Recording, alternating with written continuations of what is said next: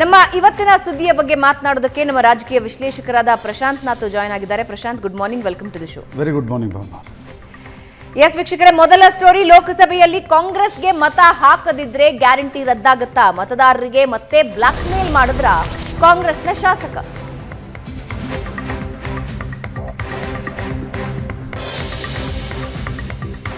Vote ಹಾಕದಿದ್ರೆ guarantee ರದ್ದು ಅಂತ ಬೆದರಿಕೆ ಹಾಕಿದ್ರ? ವೋಟ್ ಹಾಕದಿದ್ರೆ ಗ್ಯಾರಂಟಿ ಕ್ಯಾನ್ಸಲ್ ಆಗುತ್ತೆ ಅಂತ ಶಾಸಕ ಬಾಲಕೃಷ್ಣ ಹೇಳ್ತಾ ಇದ್ದಾರೆ. ಲೋಕಸಭಾ ಚುನಾವಣೆಯಲ್ಲಿ ಕಾಂಗ್ರೆಸ್ ಸೋತ್ರೆ ಗ್ಯಾರಂಟಿ ರದ್ದಾಗುತ್ತಂತೆ. ಲೋಕಸಭೆ ಚುನಾವಣೆಯಲ್ಲಿ ಮತ ನೀಡದಿದ್ರೆ ಗ್ಯಾರಂಟಿ ಯೋಜನೆ ರದ್ದು. ಬಿಜೆಪಿಯವರು ಅಕ್ಷತೆ ಕಾಳು ನೀಡಿ ಮತ ಕೇಳುತ್ತಿದ್ದಾರೆ. ನಾವು 5 ಗ್ಯಾರಂಟಿಗಳನ್ನ ನೀಡಿ ಮತ ಕೇಳ್ತಾ ಇದ್ದೇವೆ. ಕಾಂಗ್ರೆಸ್ ಹೆಚ್ಚು ಸ್ಥಾನ ಗೆಲ್ಲದಿದ್ರೆ ಜನರಿಗೆ 5 ಗ್ಯಾರಂಟಿಗಳು ಇಷ್ಟ ಇಲ್ಲ ಅಂತ ಅರ್ಥ.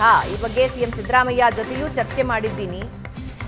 ನಿಮ್ಮ ಮತ ಅಕ್ಷತೆ ಕಾಳಿಗ, 5 ಗ್ಯಾರಂಟಿ ಯೋಜನೆಗ ಯೋಚನೆ ಮಾಡಿ. ಮಾಗಡಿ ತಾಲೂಕಿನ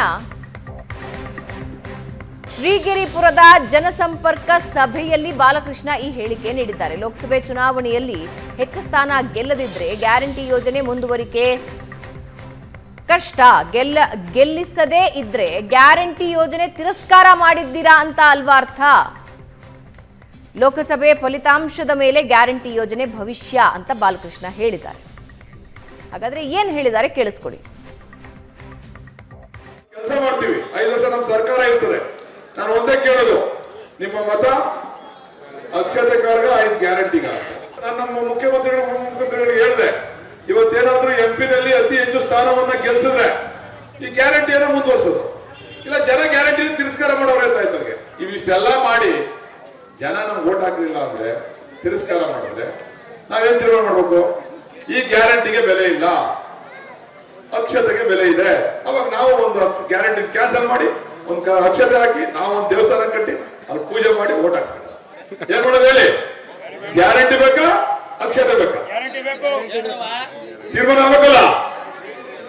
ನಾನು ಮುಖ್ಯಮಂತ್ರಿಗಳಿಗೆ ಹೇಳಿದ್ದೀನಿ, ನೀವು ಮಾಡ್ತಕ್ಕಂಥ ಕಾರ್ಯಕ್ರಮದಿಂದ ಈ ರಾಜ್ಯದಲ್ಲಿ ಜನ ನಮ್ಮ ಪಕ್ಷದ ಲೋಕಸಭಾ ಸದಸ್ಯರನ್ನ ಗೆಲ್ಲಿಸಬೇಕು. ಗೆಲ್ಲಿಸ್ತೇವೆ ಅಂದ್ರೆ ನಿಮ್ ಗ್ಯಾರಂಟಿ ಅವಶ್ಯಕತೆ ಇಲ್ಲ ಜನಕ್ಕೆ ಅಂತ ಅರ್ಥ ಆಯ್ತದೆ. ನಿಮ್ ಗ್ಯಾರಂಟಿ ಬೇಕಾಗಿಲ್ಲ ಜನಕ್ಕೆ, ಗ್ಯಾರಂಟಿ ಅವಶ್ಯಕತೆ ಇಲ್ಲ. ಆಮೇಲೆ ಆ ದುಡ್ಡು ತಗೊಂಡು ಅಭಿವೃದ್ಧಿ ಮಾಡ್ತೀವಿ.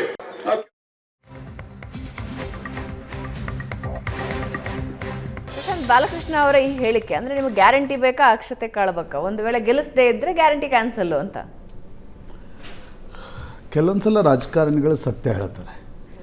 ಅಂದರೆ ಬಾಲಕೃಷ್ಣ ಅವರ ಮಾತಿನಿಂದ ಒಂದು ಸ್ಪಷ್ಟ ಆಗ್ತಾ ಇದೆ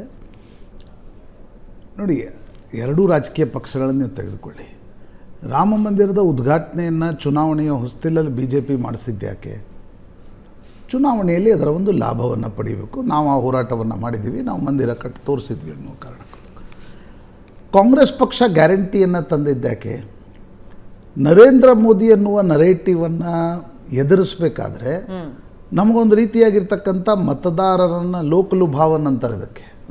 ಅಂದರೆ ಜನರನ್ನು ಸೆಳೆಯುವುದಕ್ಕೋಸ್ಕರ ಒಂದು ಯಾವುದಾದ್ರೂ ಅಸ್ತ್ರ ಬೇಕು ಅಂತ ಕಾಂಗ್ರೆಸ್ಗೆ ಅನಿಸಿತ್ತು. ಸುನಿಲ್ ಕನ್ನೂಗೋಲು ಅದನ್ನು ಸಜೆಸ್ಟ್ ಮಾಡಿದರು. ಪಂಜಾಬ್ನಲ್ಲಿ, ದಿಲ್ಲಿಯಲ್ಲಿ ಇದೊಂದು ಸಕ್ಸಸ್ಫುಲ್ ಮಾಡೆಲ್ ಆಗಿತ್ತು. ಆ ಕಾರಣದಿಂದ ಕಾಂಗ್ರೆಸ್ 5 ಗ್ಯಾರಂಟಿಗಳನ್ನು ಘೋಷಿಸಿತು. ಆ ಘೋಷಿಸಿದ್ದು ಕೂಡ ವಿಧಾನಸಭಾ ಚುನಾವಣೆ ಮತ್ತು ನಂತರದ ಫಸ್ಟು ಭರವಸೆಯ ಕಾರಣದಿಂದ ವಿಧಾನಸಭಾ ಚುನಾವಣೆ, ಅನುಷ್ಠಾನದ ಕಾರಣದಿಂದ ಲೋಕಸಭಾ ಚುನಾವಣೆಯಲ್ಲಿ ಲಾಭ ಆಗಬೇಕು ಅಂತಕ್ಕಂಥದ್ದು ಕಾಂಗ್ರೆಸ್ನ ಮನಸ್ಸಿನಲ್ಲಿ ಸ್ಪಷ್ಟವಾಗಿದೆ. ಆ ಕಾರಣದಿಂದ ಗ್ಯಾರಂಟಿಗಳನ್ನು ತರಾತುರಿಯಲ್ಲಿ ಘೋಷಣೆ ಮಾಡಲಾಯಿತು. ಸ್ವಲ್ಪ ಬೊಕ್ಕಸದ ಮೇಲೆ ಒತ್ತಡ ಇದೆ, ಅಭಿವೃದ್ಧಿ ಕಾರ್ಯಗಳು ಬಹಳಷ್ಟು ಕುಂಠಿತಗೊಂಡಿವೆ, ಅಥವಾ ಒಂದು ರೀತಿಯ ಆಮೆ ವೇಗದಲ್ಲಿ ಅಭಿವೃದ್ಧಿ ಕಾರ್ಯಗಳು ಚಲಿಸ್ತಾ ಇವೆ. ಆದರೆ ಕಾಂಗ್ರೆಸ್ಸಿಗೆ ಅನಿಸ್ತಾ ಇದೆ, ಲೋಕಸಭಾ ಚುನಾವಣೆಯಲ್ಲಿ ಮೋದಿಯನ್ನು ಮತ್ತೊಮ್ಮೆ ಎದುರಿಸಬೇಕಾದ್ರೆ ನಮಗೊಂದು ಯಾವುದೋ ಒಂದು ನರೇಟಿವ್ ಬೇಕು, ಅದೇ ಗ್ಯಾರಂಟಿ ಅಂತಕ್ಕಂಥದ್ದು. ಯಾಕಂದರೆ ಈಗ 2,000 ರೂಪಾಯಿ ಗೃಹಲಕ್ಷ್ಮಿ ಇದೆ, ಮಹಿಳೆಯರು ಓಟ್ ಹಾಕ್ಬೋದು ಅನ್ನೋದು ಕಾಂಗ್ರೆಸ್ಸಿಗೆ ಅನಿಸ್ತಾ ಇದೆ. ಯುವ ನಿಧಿ, 18 to 21, 22 ಮಧ್ಯದ ಯುವಕರು ಅಥವಾ ಡಿಪ್ಲೊಮಾ ಮುಗಿಸಿರ್ತಕ್ಕಂಥ ಯುವಕರು ನಮ್ಗೆ ಓಟ್ ಹಾಕ್ಬೋದು ಅಂತಕ್ಕಂಥದ್ದು ಒಂದು ಕಾಂಗ್ರೆಸ್ನ ನಿರೀಕ್ಷೆ ಇದೆ. ಶಕ್ತಿ ಯೋಜನೆ, ಮಹಿಳೆಯರು ಬಸ್ನಲ್ಲಿ ಅತ್ಯಂತ ಅಂದರೆ ಅನುಷ್ಠಾನಗೊಂಡಿರ್ತಕ್ಕಂಥ ಒಂದು ಯೋಜನೆ ಅದು. ಹೌದು, ಮಹಿಳೆಯರು ಅತ್ಯಂತ ಹೆಚ್ಚು ಬಸ್ನಲ್ಲಿ ಓಡಾಡೋದನ್ನು ನಾವು ನೋಡಿದ್ದೀವಿ. ಹೀಗಾಗಿ ಅವರೆಲ್ಲರೂ ಓಟ್ ಹಾಕ್ಬೋದು ಅಂತಕ್ಕಂಥದ್ದು ಕಾಂಗ್ರೆಸ್ನ ಒಂದು ನಿರೀಕ್ಷೆ ಇದೆ. ವಿದ್ಯುತ್ ಬೆಲೆ ಏನಂದರೆ ಝೀರೋ ಬಿಲ್ ಬರ್ತಾ ಇರತಕ್ಕಂಥದ್ದು, ಅನೇಕ ಮನೆಗಳಲ್ಲಿ ಝೀರೋ ಬಿಲ್ ಬರ್ತಾ ಇದೆ, ಅದು ಕೂಡ ನಮಗೆ ಲಾಭ ಆಗ್ಬೋದು ಅಂತಕ್ಕಂಥದ್ದು ಕಾಂಗ್ರೆಸ್ಗೆ ಅನಿಸ್ತಾ ಇದೆ. ಹೀಗಾಗಿ ನೋಡಿ, ಯಾವುದೇ ರಾಜಕೀಯ ಪಕ್ಷ ಬಯಸೋದೇನು, ನಾನು ಬಾಲಕೃಷ್ಣ ಅವ್ರನ್ನ ಅಂದರೆ ಬಾಲಕೃಷ್ಣ ಒಂದು ಸತ್ಯವನ್ನು ಹೇಳಿದ್ದಾರೆ, ಯಾವುದೇ ರಾಜಕೀಯ ಪಕ್ಷ ಬಯಸೋದೇನು, ನಾವಿದಂತಂದರೆ ನಮಗೆ ಚುನಾವಣೆಯಲ್ಲಿ ಓಟ್ ಕೊಡ್ತೀರಾ. ಈಗ ಬಿ ಜೆ ಪಿ ಒಳ ಮೀಸಲಾತಿಯನ್ನು ತಂತು, ಬಿ ಜೆ ಪಿ ಏನು ಎಕ್ಸ್ಪೆಕ್ಟ್ ಮಾಡಿತ್ತು, ನಮಗೆ ಲಾಭ ಆಗುತ್ತೆ ಅಂತ, ಲಾಭ ಆಗಲಿಲ್ಲ, ಅದು ಕೌಂಟರ್ ಪ್ರೊಡಕ್ಟಿವ್ ಆಯಿತು. ಗ್ಯಾರಂಟಿಗಳಲ್ಲಿ ನನಗೇನು ಕೌಂಟರ್ ಪ್ರೊಡಕ್ಟಿವ್ ಅಂತ ಅನ್ನಿಸ್ತಾ ಇಲ್ಲ, ಬಟ್ ಆ ನರೇಟಿವ್ ಅನೇಕ ಬಾರಿ ಏನಾಗುತ್ತೆ, ನಾವು ಭಾಳಷ್ಟು ರಾಜ್ಯದ ಚುನಾವಣೆಗಳಲ್ಲಿ ನೋಡಿದ್ದೀವಿ, ನೀವು ಭರವಸೆ ಕೊಟ್ಟಾಗ ಲಾಭ ಆಗತ್ತೆ, ಕೊಟ್ಟ ಮೇಲೆ ಲಾಭ ಆಗತ್ತಾ ಅನ್ನೋದು ಗ್ಯಾರಂಟಿ ಇಲ್ಲ. ಕರೆಕ್ಟ್. ಆ ಗ್ಯಾರಂಟಿಗೂ ಒಂದು ಗ್ಯಾರಂಟಿ ಬೇಕಾಗತ್ತಲ್ವ. ಅದು ಜನ ಹೇಗೆ ಯೋಚನೆ ಮಾಡ್ತಾರೆ ಅಂತಂದರೆ, ಕೊಡೋ ತನಕ ಕೊಟ್ಟರು, 5 ಕಿಲೋ ಅಕ್ಕಿ ಕೊಟ್ಟರು, ಅದು ಕೊಟ್ಟರು, ಇದು ಕೊಟ್ಟರು ಅಂತ ಕೊಡ್ತಾರೆ ಅಂತ ಮಾತಾಡ್ತಾ ಇರ್ತಾರೆ. ಕೊಟ್ಟ ಮೇಲೆ ಬರೀ ಅದೇ ಒಂದು ಕಾರಣಕ್ಕೋಸ್ಕರ ಓಟ್ ಹಾಕ್ತೀರಾ ಅಂತ ಕೇಳಿದ್ರೆ ಗ್ಯಾರಂಟಿ ಇಲ್ಲ ಅಂತ. ನಾವು ಅದ್ರ ಮಧ್ಯಪ್ರದೇಶದಲ್ಲಿ ಒಂದು ರೀತಿ ನೋಡಿದ್ವಿ, ಛತ್ತೀಸ್ಗಢದಲ್ಲಿ ಒಂದು ಬೇರೆ ರೀತಿ ನೋಡಿದ್ವಿ, ರಾಜಸ್ಥಾನದಲ್ಲೂ ಅಶೋಕ್ ಗೆಹ್ಲೋಟ್ ಅನೇಕ ಪ್ರಾಮಿಸ್ಗಳನ್ನು ಮಾಡಿದರು ಸರ್ಕಾರ ಇದ್ದಾಗ, ಜನ ಅದನ್ನು ಕೇಳಲಿಲ್ಲ. ಛತ್ತೀಸ್ಗಢದಲ್ಲಿ ಭೂಪೇಶ್ ಬಘೇಲ್ ಅನೇಕ ಯೋಜನೆಗಳಂತಂದರು, ಜನಪರ ಯೋಜನೆಗಳಂತಂದರು, ಲಾಭ ಆಗಲಿಲ್ಲ.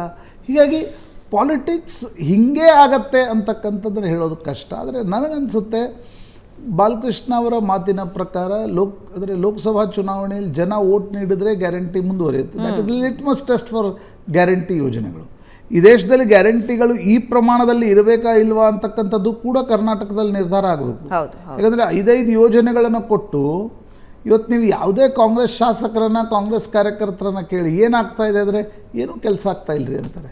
ಯಾಕೆ ಅಂತ ಕೇಳಿದ್ರೆ, ಇಲ್ಲ ಒತ್ತಡ ಗ್ಯಾರಂಟಿಗಳ ಮೇಲಿದೆ ಅಂತಾರೆ.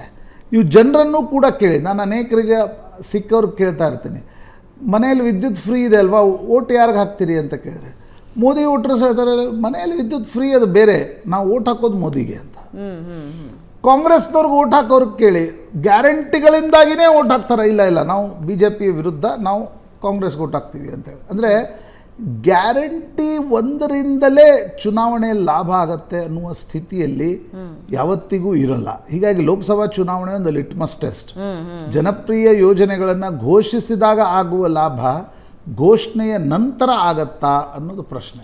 ನನಗನ್ಸುತ್ತೆ ಬಾಲಕೃಷ್ಣ ಅವ್ರು ಹೇಳಿದ್ದು ಸರಿ ಇದೆ. ಅಂದರೆ ನೀವು ಗ್ಯಾರಂಟಿ ಯೋಜನೆಗಳ ಒಂದು ಪರೀಕ್ಷೆ ಕೂಡ ಲೋಕಸಭಾ ಚುನಾವಣೆ. ಒಂದು ವೇಳೆ ಗ್ಯಾರಂಟಿಗಳಿಗೆ ಜನ ವೋಟ್ ನೀಡಲಿಲ್ಲ ಆದರೆ ಈ ಪ್ರಮಾಣದಲ್ಲಿ ಏನು ಗ್ಯಾರಂಟಿ ನೋಡಿ, ಈಗಲೂ ನನ್ನ ಒಂದು ವೈಯಕ್ತಿಕ ನೆಲೆಗಟ್ಟಿನಲ್ಲಿ ವಿರೋಧ ಇರತಕ್ಕಂಥದ್ದು ಯಾಕೆ, ನೀವು ಶ್ರೀಮಂತರ ಅಪಾರ್ಟ್ಮೆಂಟ್ ಫ್ಲ್ಯಾಟ್ಗಳಿಗೆ ಯಾಕೆ ವಿದ್ಯುತ್ ಫ್ರೀ ಕೊಡ್ತೀರಿ? ಹೌದು, 1 ಕೋಟಿ 1.5 ಕೋಟಿ ನಿಮಗೆ ರಿಜಿಸ್ಟ್ರೇಷನ್, ಅಂದರೆ 1.5 ಕೋಟಿ ರಿಜಿಸ್ಟ್ರೇಷನ್ ತೋರಿಸಿ ಫ್ಲ್ಯಾಟ್ ತೊಗೊಂಡಿರ್ತಾರೆ. ಆ ಎಲ್ಲ ಫ್ಲ್ಯಾಟ್ಗಳಲ್ಲಿ ವಿದ್ಯುತ್ ಫ್ರೀ ಇದೆ, ಯಾಕೆ?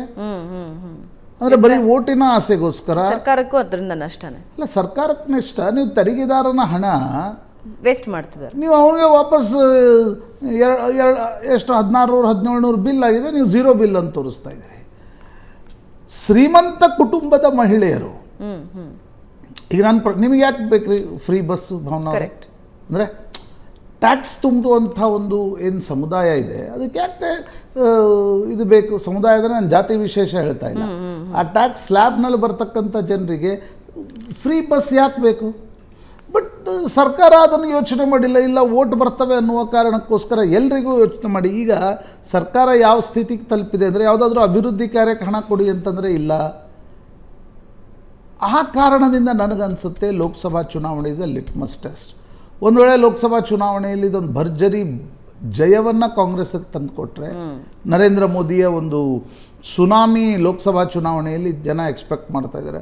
ಆ ಸಂದರ್ಭದಲ್ಲಿ ಕಾಂಗ್ರೆಸ್ಗೆ ಇದು ಓಟ್ ತಂದುಕೊಟ್ರೆ I think guarantee will continue. ಒಂದು ವೇಳೆ ಕಾಂಗ್ರೆಸ್ಸಿಗೆ ಗ್ಯಾರಂಟಿಯಿಂದ ಓಟ್ ಬರಲಿಲ್ಲ ಅಂತಾದರೆ Congress is force to discontinue it, or ನೀವು ಅದರ ಪ್ರಮಾಣವನ್ನು ಕಡಿಮೆ ಮಾಡದೆ ವಿಧಿ ಇಲ್ಲ ಅಂತ ನನಗನ್ಸುತ್ತೆ. ಈಗಿನ ಪ್ರಮಾಣದಲ್ಲಿ ನೀವು ಸರ್ಕಾರಗಳನ್ನು ನಡೆಸಲಿಕ್ಕೆ ಸಾಧ್ಯ ಆಗಲ್ಲ. ಇದು ನನಗೆ ಗೊತ್ತಿಲ್ಲ, ಅದು ಸಿದ್ದರಾಮಯ್ಯನವರಂಥ ಒಬ್ಬ ನುರಿತ ಹಣಕಾಸು ಬಜೆಟ್ಗಳನ್ನು ಮಂಡಿಸಿರ್ತಕ್ಕಂಥ ಒಬ್ಬ ವ್ಯಕ್ತಿ ಅದನ್ನು ಹೇಗೆ ಒಪ್ಕೊಂಡ್ರು ನಂಗೆ ಗೊತ್ತಿಲ್ಲ. ಯಾಕಂದರೆ ಪೊಲಿಟಿಕಲ್ ಕಾರಣಗಳಿಗೋಸ್ಕರ ನೀವು ಸರ್ಕಾರದ ಬೊಕ್ಕಸವನ್ನು ಓಪನ್ ಮಾಡಲಿಕ್ಕೆ ಸಾಧ್ಯ ಇಲ್ಲ. ಹಿಂದೆ ರಾಜರು ಕೂಡ ಅನೇಕರು ವೆಲ್ಫೇರ್ ಸ್ಕೀಮ್ಸ್ಗಳನ್ನು ನಡೆಸಿದ್ದಾರೆ ರಾಜರ ಕಾಲದಿಂದಲೂ ಕೂಡ. ಆದರೆ ನೀವು ಬೊಕ್ಕಸ ಬರಿದು ಮಾಡಿ ಅಭಿವೃದ್ಧಿಗಿಲ್ಲ, ರಸ್ತೆಗೆ ಹಣ ಇಲ್ಲ, ಒಂದು ಸರ್ಕಾರಿ ಕಟ್ಟಡಗಳನ್ನು ಕಟ್ಟಲಿಕ್ಕೆ ಹಣ ಇಲ್ಲ, ಚರಂಡಿಗಳನ್ನು ನಿರ್ಮಿಸ್ಲಿಕ್ಕೆ ಹಣ ಇಲ್ಲ ರೈಟ್ ಅನ್ನುವ ಸ್ಥಿತಿಗೆ, ಅಥವಾ ಇನ್ಫ್ರಾಸ್ಟ್ರಕ್ಚರ್ ಡೆವಲಪ್ಮೆಂಟ್ ಇಲ್ಲದೆ it has to go hand in hand. Correct. ಇವು ವೆಲ್ಫೇರ್ ಸ್ಕೀಮ್ಗಳು ಹೋಗಬೇಕು, ನಿಮಗೆ ಅಂದರೆ ಉಳ್ಳವರಿಂದ ಟ್ಯಾಕ್ಸ್ ತೆಗೆದುಕೊಂಡು ಬಡವರಿಗೆ ಕೊಡಬೇಕು. That is Right. ಅದು ರಾಜನ ಪರಮ ಕರ್ತವ್ಯ. ಕರೆಕ್ಟ್. ರಾಜ ಇರೋದೇ ಅದಕ್ಕೆ. ಆದರೆ ಅದನ್ನು ಯಾವ ಪ್ರಮಾಣದಲ್ಲಿ ಕೊಡಬೇಕು ಅಂತಕ್ಕಂಥದ್ದು ಸರ್ಕಾರ ನಿರ್ಧಾರ. ಅನಿಸುತ್ತೆ ಕಾಂಗ್ರೆಸ್ ನಾಯಕರು ಬಹಿರಂಗವಾಗಿ ಹೇಳ್ತಾರೋ ಬಿಡ್ತಾರೋ ಗೊತ್ತಿಲ್ಲ. ಈಗ ಬಾಲಕೃಷ್ಣ ಅವರ ಮಾತು ಅದೇ ಹೇಳ್ತಾ ಇದೆ, ಅಂದರೆ ಗ್ಯಾರಂಟಿ ಯೋಜನೆಗಳು ಓಟ್ ಬಂದರೆ ನಾವು ಮುಂದುವರಿಸ್ತೀವಿ, ಇಲ್ಲಾಂದರೆ ಮುಂದುವರಿಸಲ್ಲ ಅಂತ. ಅಲ್ಲ, ಒಂದು ಸ್ವಲ್ಪ ಬ್ಲ್ಯಾಕ್ ಮೇಲಿಂಗ್ ಅನಿಸ್ತಿಲ್ವಾ ಅದು? ಅಲ್ಲ, ಕೆಲವೊಂದೆಲ್ಲ ಈಗ ಅದರ ಹೆಂಗೆ ನೀವು ತೆಗೆದುಕೊಳ್ತಿರೋ ಬ್ಲ್ಯಾಕ್ ಮೇಲಿಂಗ್ ಅನಿಸಿದವ್ರು ಬ್ಲ್ಯಾಕ್ ಮೇಲಿಂಗ್ ಅನಿಸುತ್ತೆ. ಆದರೆ ಬಾಲಕೃಷ್ಣ ಹೇಳಿಕೆ ನನಗನ್ಸುತ್ತೆ ಒಂದು ಸ್ವಲ್ಪ ಸತ್ಯ ಹೇಳಿದ್ದಾರೆ ಅವರು. ಓಕೆ, ನಾವು ನಿಲ್ಲಿಸ್ತೀವಿ ಅಂತಕ್ಕಂಥದ್ದನ್ನೇನು ಹೇಳಿದ್ದಾರೆ ಅದು ಸ್ವಲ್ಪ ಸತ್ಯ ಹೇಳಿದ್ದಾರೆ. ಯಾಕಂದರೆ ಗ್ಯಾರಂಟಿಯ ಒತ್ತಡ ಭಾವನ ಯಾರೂ ಮಾತಾಡ್ತಾ ಇಲ್ಲ. ಆದರೆ ನೀವು ಖಾಸಗಿಯಾಗಿ ಸಿಕ್ಕಾಗ ಕೇಳಿ, ಶಾಸಕರನ್ನು, ಸಚಿವರನ್ನು, ಯಾವುದಕ್ಕೂ ದುಡ್ಡ ಇಲ್ಲ ಅಂತ. ಯಾವುದಕ್ಕೂ ದುಡ್ಡಿಲ್ಲ. ಆ ಸ್ಥಿತಿ ಮಾಡಿಕೊಂಡು ನೀವು ಗ್ಯಾರಂಟಿಗಳನ್ನು ಎಲ್ಲ ಶ್ರೀಮಂತರಿಗೂ ಗ್ಯಾರಂಟಿ ಕೊಟ್ರಿ, ಅಪ್ಪರ್ ಮಿಡಲ್ ಕ್ಲಾಸ್ಗೂ ಗ್ಯಾರಂಟಿ ಕೊಟ್ರಿ. ಹೀಗೆ ಸರ್ಕಾರಗಳನ್ನು ನಡೆಸಲಿಕ್ಕೆ ತುಂಬ ದಿನ ಆಗಲ್ಲ. ಏನೋ ಚುನಾವಣೆ ಇದೆ, ಚುನಾವಣೆವರೆಗೆ ಕಾಂಗ್ರೆಸ್ ಗಟ್ಟಿಯಾಗಿ ಹೇಳ್ತಿದೆ. ಆದರೆ ಜನ ಅದರ ಏನು ತೀರ್ಮಾನ ಕೊಡ್ತಾರೆ, ಗ್ಯಾರಂಟಿಗಳನ್ನು ಉಪಭೋಗ ಮಾಡಿದವರು ಕೂಡ ಕಾಂಗ್ರೆಸ್ಗೆ ಓಟ್ ಹಾಕ್ತಾರೆ ಅನ್ನೋ ಗ್ಯಾರಂಟಿ ಕಾಂಗ್ರೆಸ್ಗೆ ಉಂಟಾ? ಅದೇ ಪ್ರಶ್ನೆ. Right right. ಒಂದು ಚಿಕ್ಕ ಬ್ರೇಕ್ ತಗೋಣ ವೀಕ್ಷಕರೇ. ಬ್ರೇಕ್ನ ನಂತರ ಕೇಂದ್ರದ ಬಜೆಟ್ ಬಗ್ಗೆ ಮಾತಾಡೋಣ. ಒಂದು ಚಿಕ್ಕ ಬ್ರೇಕ್ ಆದ್ಮೇಲೆ.